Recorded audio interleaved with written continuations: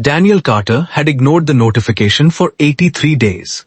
It sat at the top of his voicemail inbox, untouched, almost accusing him every time he unlocked his phone.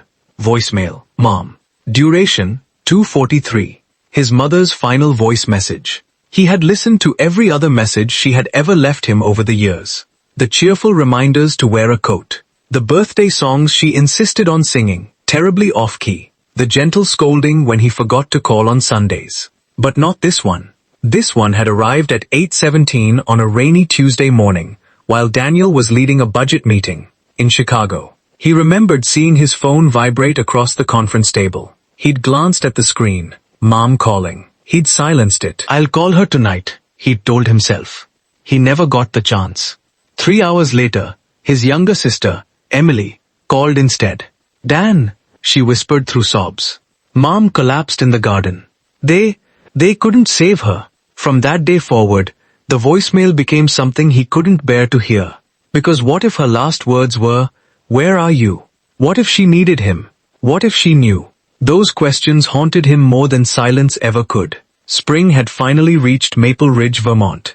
But the small white farmhouse where he'd grown up still felt frozen in time. The funeral had come and gone. The casseroles had stopped arriving. Neighbors had returned to their own lives. Emily had flown back to Seattle. Only Daniel remained. He told everyone he stayed to help organize the estate. The truth was simpler. He couldn't figure out how to leave the last place his mother had been alive. Every morning he made coffee in the old kitchen. Every afternoon he wandered through rooms that smelled faintly of cinnamon and lavender. Every evening he sat on the porch where his mother used to wave at passing cars, convinced she knew every driver in town. Loneliness wasn't loud. It whispered, in familiar rooms, with familiar smells, and familiar silence. His father had died 12 years earlier, or at least, that was the story Daniel had always believed. Richard Carter had suffered a heart attack while working as an electrical contractor in another state. His body had been cremated before Daniel or Emily could arrive. His mother had explained through tears that everything had happened so quickly. Daniel never questioned it. Why would he? His parents had loved each other. At least, that's what everyone believed. His mother never remarried, never even dated. She wore her wedding ring until the day she died. She spoke about Richard with warmth instead of bitterness. Your father was a good man, she'd often say. He made mistakes like everyone else, but he loved you more than you'll ever know. Daniel accepted that as truth. He never imagined there could be another version of the story. On the 84th day after the funeral, the house felt unbearably quiet. Rain tapped softly against the windows. Daniel opened a cardboard box labeled photos. Inside were hundreds of old pictures, family vacations, birthday parties, Christmas mornings. Then he found one he'd never seen before. His mother and father stood beside an unfamiliar cabin near a lake. His father looked younger, healthier, and there was someone else in the photograph. A man about his father's age. His arm rested casually across Richard's shoulder. The two men smiled like brothers. Daniel frowned. He turned the picture over. In faded blue ink, his mother's handwriting read, Summer 1998. Finally together again. Again? Daniel searched his memory. His father had never mentioned a brother, or a lifelong friend. Nothing. He slipped the photo into his pocket. A strange feeling settled over him. Not fear, not grief, something quieter.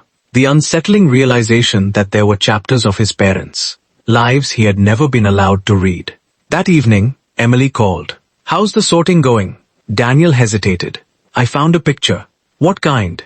Dad, with another man. Silence. Then Emily laughed softly. Mom had hundreds of old photos. No, this one feels different. What do you mean? I've never seen him before. You probably just forgot. No. He looked at the photo again. I don't think I did. Emily changed the subject. So, have you listened to the voicemail yet? His chest tightened. No. You should. I'm not ready. You may never be. He stared at the rain running down the kitchen window. What if she was scared? Emily's voice broke. Then she'd want you to know she loved you. What if she needed me? You can't keep punishing yourself. He didn't answer, because guilt had become part of his identity. If he let go of it, what would be left? That night, sleep refused to come. At 2:13 a.m., Daniel walked into his mother's bedroom. Everything remained exactly as she'd left it. Reading glasses on the nightstand, a half-finished mystery novel, a knitted blanket folded neatly across the bed. He sat in the rocking chair beside the window. For the first time in months, he opened his phone. His thumb hovered over the voicemail. His heart pounded so loudly, he could hear it. He pressed play. Static. A shaky breath, then his mother's familiar voice. "Hi, sweetheart." Daniel closed his eyes. Tears rolled down his face. For a moment, it sounded like every other message she'd ever left. Warm, gentle, comforting. Then her voice changed. It became quieter, almost uncertain. "If you're hearing this, then I waited too long." Daniel stopped breathing. "I should have told you years ago." A long silence filled the recording. Then she whispered the words that shattered everything he believed. "Your father didn't die the way I told you." The message cut abruptly into heavy static. And then, it ended. Daniel stared at the phone long after the recording ended. His thumb hovered over the replay button, but he couldn't move. The room suddenly felt smaller. His mother's voice echoed in his head. "Your father didn't die the way I told you." Nothing else. No explanation. No apology. Just a sentence that ripped open 12 years of certainty. Outside, rain beat against the bedroom window. Inside, the old grandfather clock downstairs chimed 3 slow times. Daniel whispered into the empty room. "What do you mean, Mom?" Silence answered. Morning came without sleep. By sunrise, Daniel had replayed the message at least 20 times. Each time, he hoped another sentence would appear. It never did. The recording always ended with the same burst of static. He opened the phone's audio settings, turned the volume up, even put on headphones. Nothing. If there had been more, it was gone. Whatever his mother had tried to tell him had died with her. Or so it seemed. At breakfast, he spread old family documents across the kitchen table. Insurance papers, property tax records, photo albums, his parents' marriage certificate, his father's death certificate. He had seen it years ago, but never really studied it. Now he read every line. Richard Allen Carter. Date of death. County. Cause, acute myocardial infarction. Everything looked official. Everything looked ordinary. Yet something bothered him. The certificate had been issued in another state, nearly 900 miles away. His father had supposedly been supervising a construction project there. Daniel remembered asking years ago why there hadn't been a funeral with an open casket. His mother had simply said, the condition of his body made it impossible. He'd accepted the explanation. Now he wondered whether he'd accepted too many things simply because they came from someone he loved. The front doorbell rang. It startled him. No one visited anymore. Standing on the porch was Mrs. Evelyn Brooks, the elderly neighbor who had lived across the road for nearly 40 years. She held a warm apple pie wrapped in a towel. "I figured you hadn't been eating properly." Daniel forced a smile. "You always know. I've had children," she replied. "You all grieve the same way. You stop taking care of yourselves." He invited her inside. As she looked around the kitchen, her eyes softened. "Your mother kept this house exactly the same. She liked routine." Mrs. Brooks smiled sadly. "No." She looked toward the window. "She liked waiting." Daniel frowned. Waiting. The older woman seemed to realize she'd said too much. "Oh, never mind." "No." He leaned forward. "What did you mean?" Mrs. Brooks hesitated. Then she sighed. "There were years." She searched carefully for the right words. "Brooks, when every Sunday afternoon she'd sit on that porch for hours." "I know." "No." Mrs. Brooks shook her head. "You were already living in Boston by then." She wasn't watching traffic. She was waiting for someone. Daniel felt a chill. "Who?" "I don't know." "You never asked?" "In small towns, dear." She smiled sadly. People ask questions. But sometimes love means pretending you never heard the answers." After Mrs. Brooks left, Daniel walked onto the porch. He sat in his mother's favorite rocking chair. Across the road stretched the same quiet country lane. Birds sang. Wind stirred the maple trees. It looked peaceful, but now all he could imagine was his mother sitting here, every Sunday, watching, waiting. For whom? His phone buzzed. "Emily, you listened." It wasn't a question. "How did you know?" "I had a feeling." Daniel took a deep breath. "She lied to us."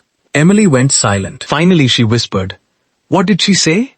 He repeated the message word for word. Emily's breathing became uneven. "No. She said Dad didn't die the way she told us. There has to be more." "There isn't. Maybe the voicemail got corrupted. Maybe." Neither of them believed it. That afternoon, Daniel drove to the county records office. It was a modest brick building, where nearly everyone still knew his family. The clerk, Martha Simmons, greeted him kindly. "I'm so sorry about your mother." "Thank you. I actually need help finding something." She nodded. "What is it?" "My father's death records." She typed quietly into her computer. A minute later she frowned. "That's odd." "What?" "We have notice of the death." She clicked again. She clicked again. But none of the supporting documents. What does that mean? Normally, we'd have the medical examiner's report, transportation authorization, funeral paperwork. She looked back at him. "Your father's file is unusually thin. Could records have been lost?" "It's possible, but unlikely." Daniel swallowed. "Can I get copies of everything that is there?" "Of course." As the printer hummed, Martha looked at him with gentle concern. "Is everything all right?" Daniel stared at the floor. "I honestly don't know anymore." Driving home, he couldn't shake the feeling that invisible pieces of his life were shifting. His father, his mother's voicemail, the missing records, the unknown man in the photograph. Each clue was small. Together, they formed something impossible to ignore. That evening, Daniel searched the attic. Dust floated through beams of fading sunlight. Boxes lined every wall. He opened one marked Richard. Inside were work boots, old tools, fishing magazines, receipts, nothing unusual. Until he reached the bottom. There lay a faded leather journal. Not his father's, his mother's. The first pages were ordinary. Shopping lists, birthday reminders, gardening notes. Then, halfway through, the handwriting changed. The entries became deeply personal. Daniel's hands trembled. He read the first line. "If Daniel ever reads this, it means I no longer have the courage to tell him myself." His heart raced. He turned the page. The next sentence made his blood run cold. "Richard didn't abandon us. But he didn't die 12 years ago either." Daniel dropped into the dusty attic chair, the journal still open in his shaking hands. His pulse thundered in his ears. "Richard didn't abandon us. But he didn't die 12 years ago either." He read the sentence again, and again. Each time, the words felt more impossible. If his father hadn't died, then where had he been for the last 12 years? And why would his mother invent a death? Daniel turned the page carefully, afraid the truth might disappear if he moved too quickly. His mother's handwriting was neat at first, then gradually became uneven, almost as though every sentence had cost her something. April 9. I have carried this secret for too many years.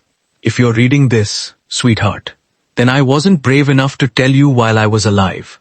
I told myself I was protecting you. Perhaps I was only protecting myself. Daniel swallowed hard. He kept reading. Your father loved you more than anyone ever could. Never doubt that. If you remember nothing else, remember that. Tears blurred his vision. Every childhood memory came rushing back.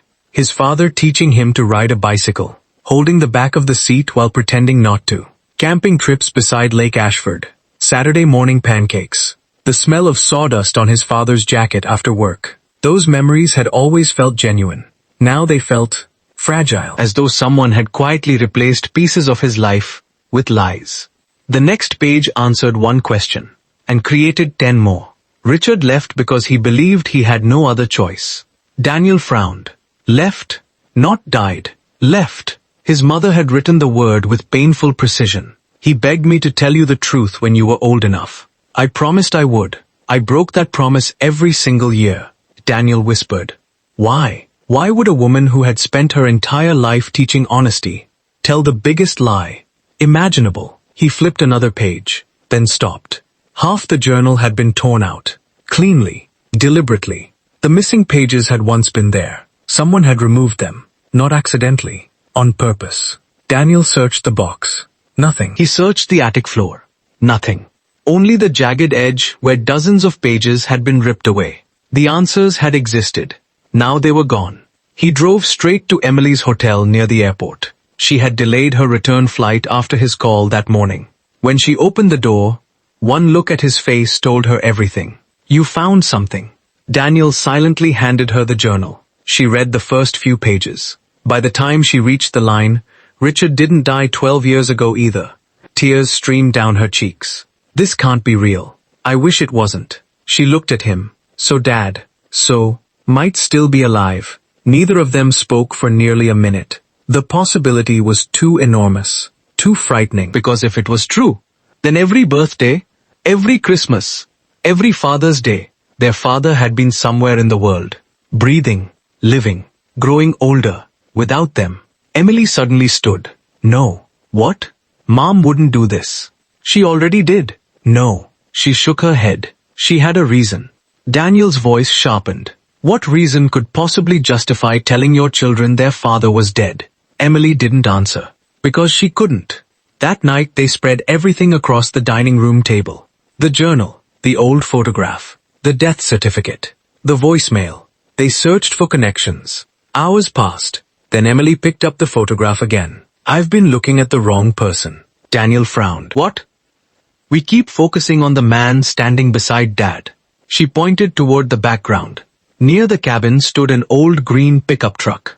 A logo was painted on its driver's door. The image was faded, almost impossible to read. Daniel grabbed a magnifying glass from his mother's sewing drawer. Together they leaned over the picture. The lettering slowly became visible. Harbor Light Electric. Daniel froze. I've heard that name. Where? I don't know. But I know it. The next morning, he searched through one of his father's old address books. Most of the numbers had long since been disconnected. Then he found a folded business card tucked between 2 pages. The logo matched the truck. Harbor Light Electric. On the back, written in Richard Carter's handwriting, were 6 words. If anything happens, call Michael. No last name. No explanation. Just Michael. Suddenly Daniel remembered. The man in the photograph. The one with his arm around Richard. Could that have been Michael? He searched online. The company still existed. A small electrical contractor, operating 3 states away. Daniel stared at the screen. His finger hovered over the phone number. Emily watched him quietly. If Dad is alive, Daniel finished the sentence for her. Avzinning, someone there might know. He pressed the call button. 1 ring. 2. 3. A receptionist answered. Harbor Light Electric. This is Karen. How may I help you? Daniel almost lost his nerve. Instead, he forced the words out. I'm trying to find someone who worked there years ago. What's the name? Richard Carter. Silence. Not the silence of someone searching records. The silence of someone suddenly uncertain what to say. Finally, the receptionist spoke. I'm sorry. Her voice had changed. Who did you say? Richard Carter. Another pause. Then something happened Daniel never expected. She lowered her voice almost to a whisper. I think, you should speak with Mr. Michael Donovan. Is he the owner? Yes. Can you tell him who's calling? There was a long hesitation. Then she quietly asked a question that made Daniel's heart stop. Are you Richard's son? Daniel couldn't answer. His throat tightened until even breathing felt difficult. Emily stared at him from across the kitchen table, silently asking what was happening. Finally Daniel forced out a single word. Okay. Yes. The receptionist didn't speak for several seconds. When she finally did, her voice carried an emotion Daniel couldn't identify. It wasn't surprise. It sounded more like relief. Please don't hang up. He heard papers moving, a chair scraping across the floor, then footsteps fading into the distance. The line remained open. Daniel's grip tightened around the phone. Every second stretched painfully. Then another voice came on. Older, steady, cautious. This is Michael Donovan. Daniel swallowed. My name is Daniel Carter. Silence. A deep, shaky breath. Then Michael quietly said, I've wondered for years if this day would ever come. Daniel's heart pounded. You knew my father? Michael let out a tired laugh. Knew him? We were best friends for over 30 years. Daniel closed his eyes. His mother hadn't imagined the photograph. Michael was real. Everything was becoming real. I thought my father died. I know. My mother told us he had a heart attack. Another long silence. Then Michael answered with painful honesty.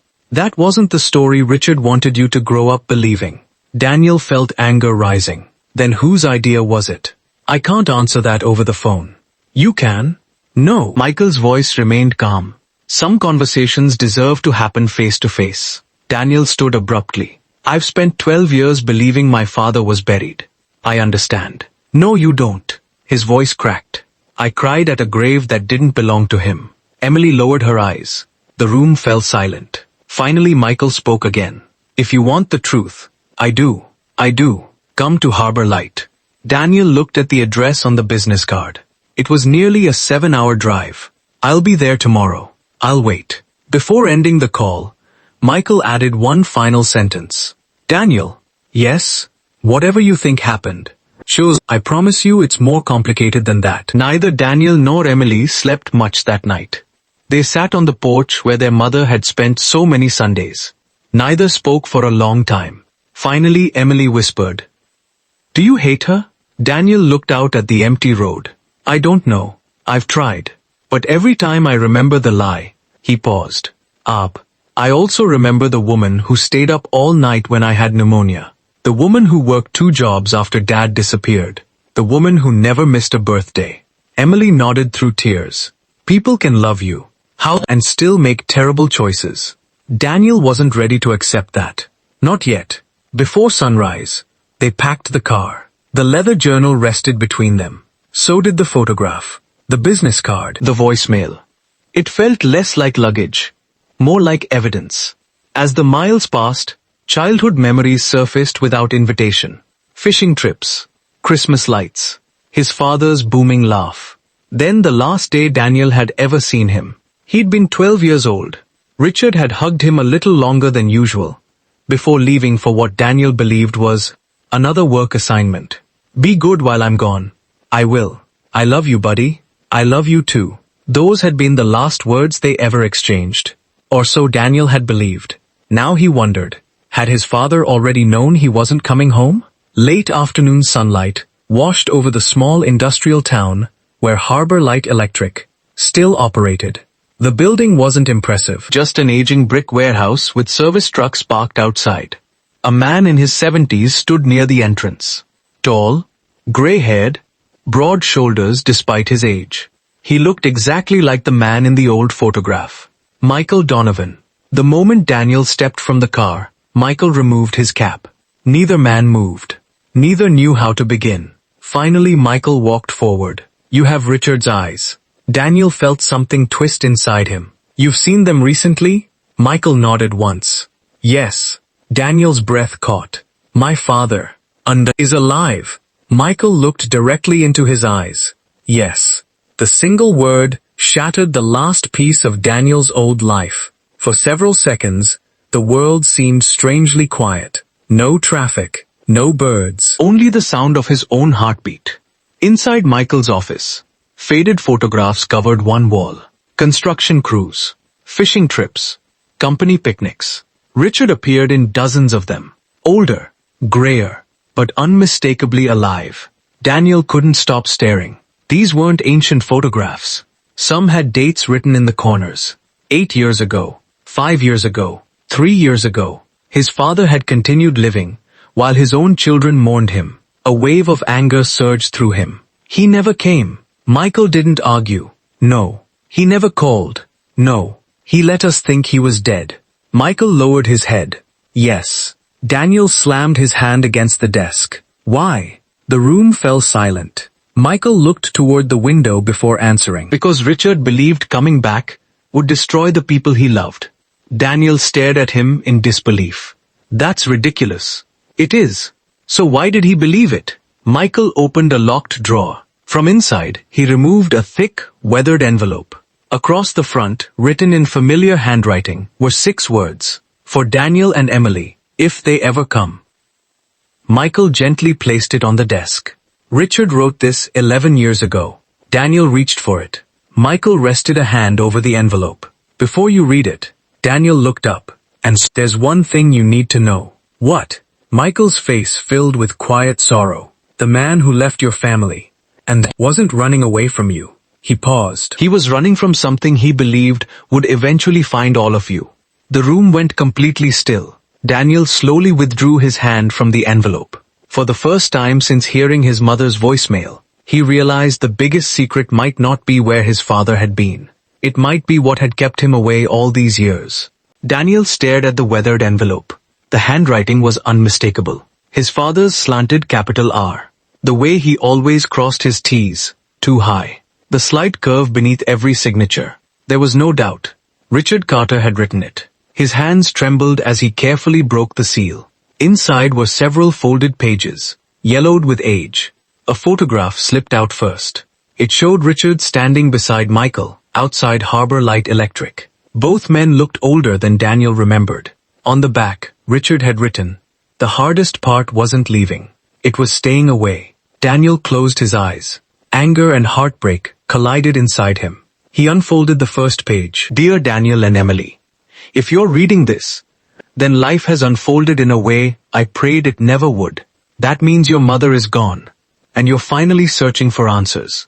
I wish I could tell you this story myself, but if I couldn't, then these pages must." Daniel read every word slowly. He didn't want to miss a single sentence. "The first thing you deserve to know is this. I never stopped loving either of you. Not for one day. Not for 1 hour. Not for 1 minute." Daniel felt tears gathering despite himself. He wanted to reject the words, but they sounded exactly like his father. Simple, direct, never dramatic. The next paragraph changed everything. "I was never supposed to disappear. I intended to be gone for 1 week, maybe 2. Instead, that week became years." Daniel looked up. "What does that mean?" Michael leaned back in his chair. "It means Richard believed he'd be home before either of you noticed he was gone." Daniel frowned. "So what happened?" Michael sighed. "The letter explains some of it. Not all." Daniel continued reading. 3 months before I left, I discovered something that made me question everything about the company I worked for. I found evidence that safety inspections had been falsified on several large commercial projects. People ignored dangerous electrical defects. Buildings were certified safe when they weren't. Emily looked up from beside him. "So Dad was a whistleblower?" Michael nodded slowly. "He refused to sign off on work he knew could get innocent people killed." Daniel remembered his father saying something throughout his childhood. "If your name goes on a job, your conscience goes with it." At the time, it had sounded like ordinary advice. Now it carried a different weight. The letter continued. "I reported what I found. I believed the truth would protect people. Instead, it made me a target." Daniel's eyes narrowed. Target? His father wasn't the kind of man who exaggerated. If he'd written that word, he'd meant it. Michael quietly filled in the gaps. The company wasn't just cutting corners. It was tied to organized financial fraud. When Richard refused to cooperate, people began threatening him. Daniel stared. "Threatening how?" Michael answered carefully. "Anonymous phone calls. Someone following your mother home. Brake lines cut on Richard's truck." Emily covered her mouth. "Our mother never told us." "No." Michael shook his head. "She wouldn't." Daniel looked back at the letter. "When your mother's tires were slashed outside the grocery store, I realized I wasn't the only one in danger anymore. You were." A painful silence settled over the room. For the first time, Daniel could imagine the fear his parents must have lived with. Not fear for themselves. Fear for their children. He kept reading. "Federal investigators told me they believed our family could become leverage. They suggested temporary protective measures while the investigation continued." Temporary. That's the word they used. Daniel's heartbeat quickened. Temporary. His father had expected to come home. Michael spoke softly. The investigation became much larger than anyone expected. It spread across multiple states. People went to prison. It took years. Daniel frowned. "So why didn't Dad come back after that?" Michael didn't answer immediately. Instead, he looked toward the final pages of the letter. "Keep reading." Daniel turned another page. The handwriting had become shakier. "By the time everything was finally over, I wasn't sure you still needed me." Daniel whispered, "What?" His father continued. "You had graduated. Emily was in college. Your mother convinced me you were building good lives. She said reopening old wounds might only cause more pain." Daniel felt his stomach sink. His mother.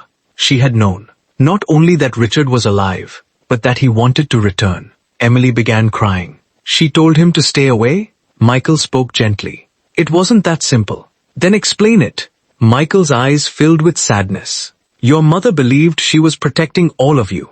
From what? From having to relive years of fear, hope, and from the anger she believed you'd feel toward him for leaving in the first place. Daniel shook his head. So she made the decision for us. Michael nodded. Yes. The final page was shorter. Only a few paragraphs. If you've reached this page, I hope you know I failed you. Not because I stopped loving you. Because I stopped believing you'd forgive me. Daniel's vision blurred.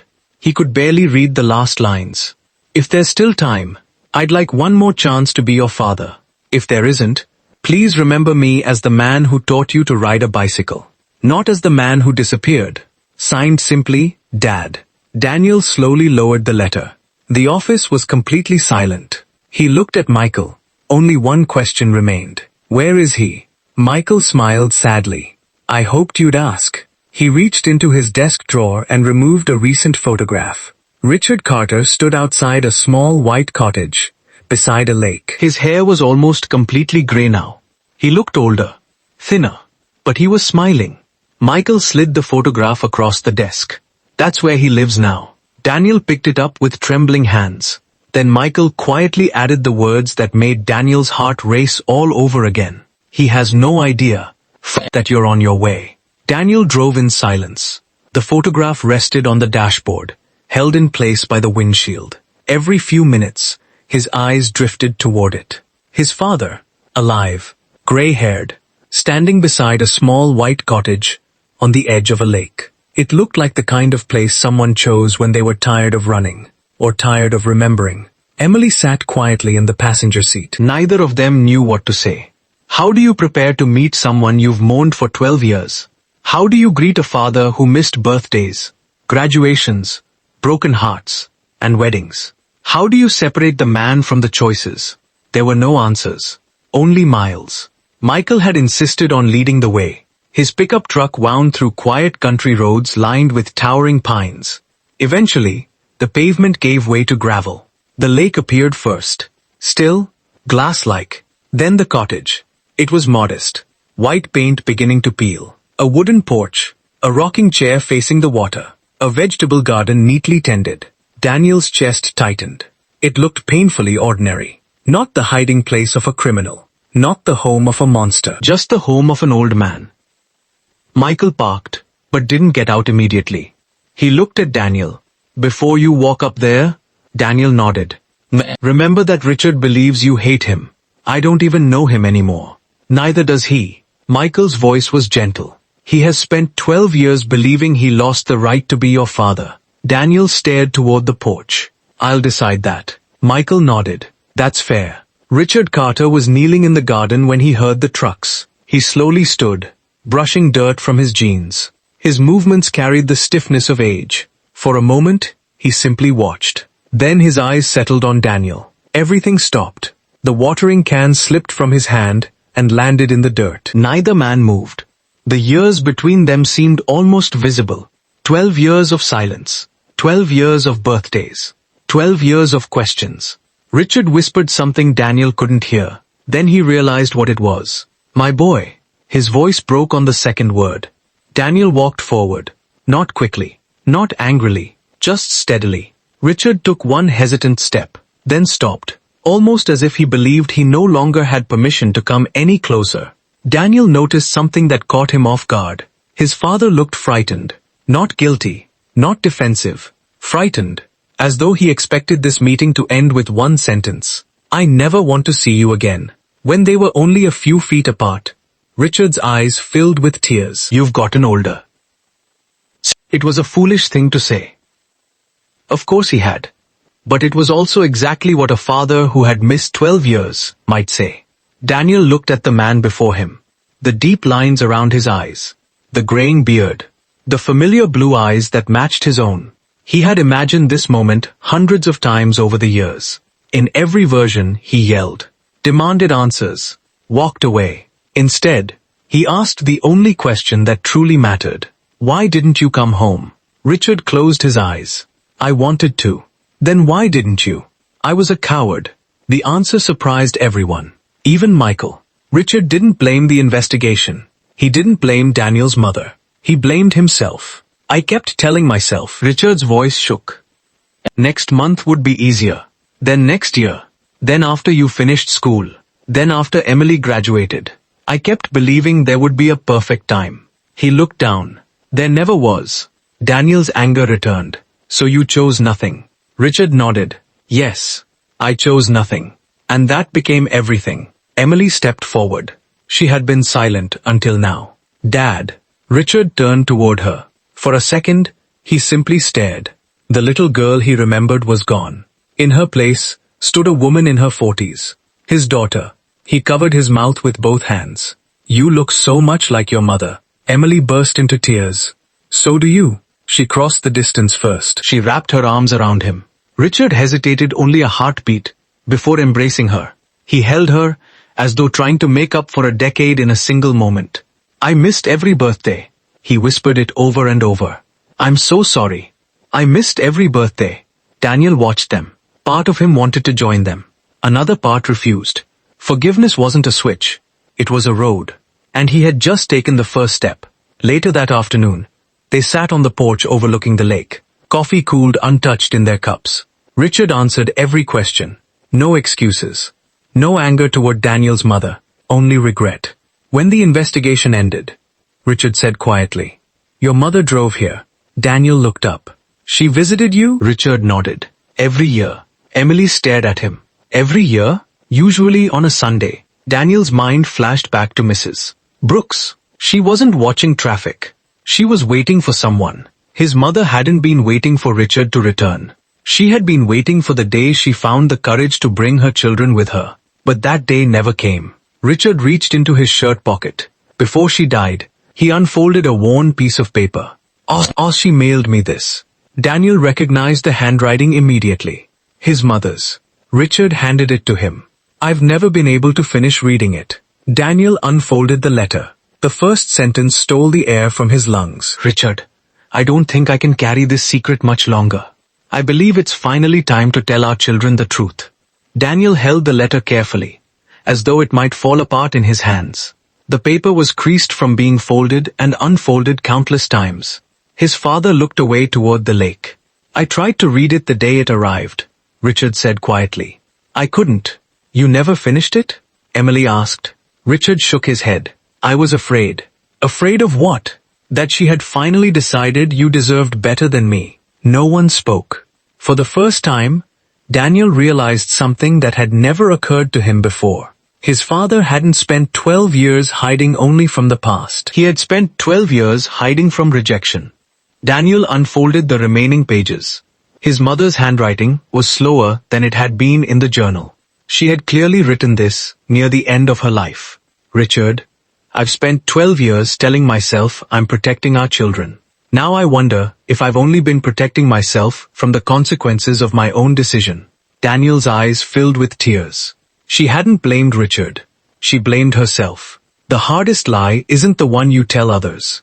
It's the one you repeat to yourself until it sounds like the truth. Daniel stopped reading for a moment. His mother had repeated that lie for so long that perhaps she had started believing it herself. That keeping the family apart was an act of love. When, in reality, it had become a prison for all of them. He continued. Every Sunday I drive to the lake. Every Sunday I sit in my car for a long time before walking to your porch. Every Sunday I promise myself that next week I'll bring Daniel and Emily. Every Sunday I lose my courage. Emily quietly covered her face. Mrs. Brooks had been right. Their mother had been waiting. Not for Richard. For courage. Richard wiped away a tear. She always sat in the car for a few minutes before coming inside. Daniel looked toward the gravel driveway. He imagined his mother parked beneath the pine trees, hands gripping the steering wheel, practicing conversations that never happened, trying to choose between two impossible futures. The letter continued. Daniel still carries guilt because he missed my last phone call. If you ever see him again, promise me you'll tell him the truth. I never called because I needed him. I called because I finally found the courage to tell him everything. Daniel's shoulders began to shake. For nearly 3 months, he had punished himself. He believed his mother had died needing him. Instead, she had called to free him, and she had run out of time. Emily reached over and squeezed his hand. "It's not your fault." Daniel nodded slowly. For the first time since the funeral, he believed it. The next paragraph was addressed to both children. "If you're reading this together, then you've already done something I feared you never would. You found your father. Please don't waste another day counting the years you lost. Count the years you still have." Richard lowered his head. "I don't deserve that kind of forgiveness." Daniel looked at him for a long moment. "No." Richard looked up, startled. Daniel continued, "You don't deserve it. Neither did Mom. Neither do I." He managed a faint, weary smile. "I think that's why forgiveness matters." The tension that had lived between them all day finally eased. Not because every wound had healed, but because everyone had stopped pretending they weren't wounded. For the first time in 12 years, they were simply a family. A broken one, but a family. That evening, Richard insisted on cooking dinner. The meal was simple: roast chicken, mashed potatoes, fresh green beans from the garden. Halfway through, Richard accidentally burned the dinner rolls. Emily laughed. "You still can't bake." Richard laughed too. "I never could." Daniel smiled despite himself. The sound felt unfamiliar, but welcome. After dinner, they wandered down to the dock. The lake reflected the orange glow of the setting sun. Richard reached into an old tackle box and pulled out 2 fishing lures. One blue, one red. "I bought these the year I left." Daniel frowned. "Why?" "I thought we'd use them together when I came home." He gave one to Daniel, the other to Emily. "I've carried them ever since." Daniel turned the small lure over in his hand. It wasn't expensive. It wasn't special. Yet somehow, it represented every birthday gift never given, every Christmas missed, every promise delayed. He slipped it into his pocket. "I think it's finally time." Richard smiled through tears. "I'd like that." As darkness settled over the lake, Daniel stood alone at the end of the dock. He opened his phone one last time. He played his mother's voicemail again. This time, it didn't end with grief. It ended with understanding. The static no longer sounded like something stolen from him. It sounded like the unfinished ending of a story they had finally completed together. He quietly saved the recording under a new name, Mom's Beginning. When he looked back toward the cottage, Richard and Emily were laughing on the porch. The sight felt strange, almost impossible, yet deeply familiar. For the first time in years, Daniel started walking toward them, not as a man chasing answers, but as a son finding his way home. 1 year later, Sunday mornings meant something different. The old farmhouse in Maple Ridge no longer felt like a museum of grief. Its windows were open. Fresh coffee filled the kitchen. Laughter drifted through rooms that had once echoed with silence. Daniel stood at the stove, trying, and failing, to flip pancakes the way his father always had. One landed on the floor. Richard chuckled from the table. "You still rush it." Daniel grinned. "And you still criticize, from a safe distance." Emily laughed. "I can't believe I'm watching the two of you argue over pancakes." Richard smiled. "I've been waiting 12 years to do exactly this." It wasn't a perfect family breakfast. It was better. It was real. The journey back hadn't been easy. The first months were awkward. There were difficult conversations, long silences, moments when old hurt resurfaced without warning. Daniel sometimes woke angry. Richard sometimes cried without explanation. Emily often found herself caught between them. Healing, they learned, wasn't a single decision. It was hundreds of small ones. Answering a phone call, sharing dinner, saying, "I'll see you next Sunday," showing up again, and again, and again. Richard eventually sold the cottage by the lake. Not because he no longer loved it, but because he no longer needed a place to hide. He moved back to Maple Ridge, not into the old farmhouse. Daniel insisted on helping him renovate a small house just a few streets away. "Close enough to borrow sugar," Richard joked. "And far enough away that you can't criticize my lawn every morning," Daniel replied. It became their favorite joke, the kind only families understand. One afternoon, Daniel and Richard visited the town cemetery together. They stood before the headstone that had carried Richard's name for 12 years. There was no body beneath it, only a monument built around a painful lie. Richard looked at it quietly. I never blamed your mother. Daniel nodded. I know. She made the best decision she could with the fear she had. I believe that. Richard took a deep breath. But I also helped create that fear. He rested a hand on the cold stone. I'll carry my part for the rest of my life. Daniel looked at the name engraved in granite. For years, this stone had represented loss. Now it represented something else. The cost of silence. A few weeks later, with the family's agreement, the headstone was replaced. The new inscription didn't erase the past. It honored the truth. It simply read, Richard Carter, beloved husband, beloved father, a life interrupted, not forgotten. It marked the years they had lost, without pretending they had never happened. That autumn, Daniel found the courage to do something he'd been avoiding. He listened to every voicemail his mother had ever left him. One after another. Birthday wishes, recipes, gentle reminders, terrible jokes, laughter, love. At the very end, he replayed the final message. Not because he needed another answer, but because he wanted to hear her voice. When it finished, he whispered, We found him, Mom. The room stayed quiet. Yet somehow, it didn't feel empty. Months later, Daniel and Emily decided to organize the boxes that still filled the farmhouse attic. This time, it wasn't an act of grief. It was an act of gratitude. Among the photographs, they found a sealed envelope, addressed in their mother's handwriting. Opened together. Inside was only a single sheet of paper. No secrets. No confessions. Just a sentence she must have written after deciding to tell them the truth. Families aren't broken by mistakes. They're broken when love becomes silent. Richard read the note twice before quietly folding it again. Your mother always knew the right words. Emily smiled through tears. She just struggled to say them out loud. On the anniversary of their mother's passing, the three of them returned to the lake one final time. Richard brought the old fishing rods. Daniel carried the two lures that had waited 12 years to be used. Blue and red. They cast their lines into the calm water as the sun dipped toward the horizon. Nobody spoke for a while. They didn't need to. Some moments are too full for words. Eventually, Richard smiled. You know, Daniel looked over. I used to dream about this day. What happened in the dream? Richard laughed softly. The fish were much bigger. Emily rolled her eyes. Dad, what? You disappear for 12 years and that's the joke you choose? Richard shrugged. I've had a lot of time to work on my material. The three of them laughed until tears filled their eyes. Not tears of sorrow. The kind that come when joy finally finds its way back. As they packed up to leave, Daniel slipped his phone from his pocket. He looked at the contact that still appeared at the top of his favorites. Mom. For a long moment, he considered deleting it. Instead, he smiled.